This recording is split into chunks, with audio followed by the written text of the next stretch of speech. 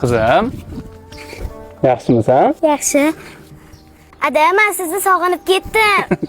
Men ham sog'indim, qizim. Xayr, oyi. Yaxshi borib kelinglar. Vohliba kelinglar. Xo'p. Ki qizim, parkka boramizmi? Ha. Hozir sen bilan parkka boramiz. Ha, opa. Nima bolani berib yubordingiz? Ajrashdingiz. Baloban bolani otasi bilan qoldirishga. Bolam otang mamni qish qilgan, o'shancha ajrashdik deb bolaga yomonlab tashlaymizmi nima qilganlarini aytib. Sharti kelsa bolani berib yubormasdan. Katta bo'lsa o'shanga qarab muomala qiladi.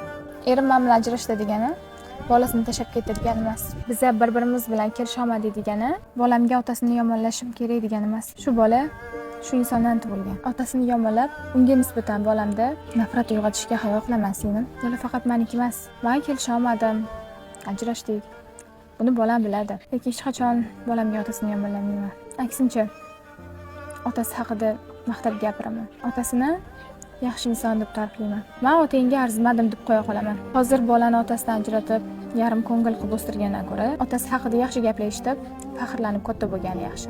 Shuning uchun bolamni hech qachon otasidan ajratmayman.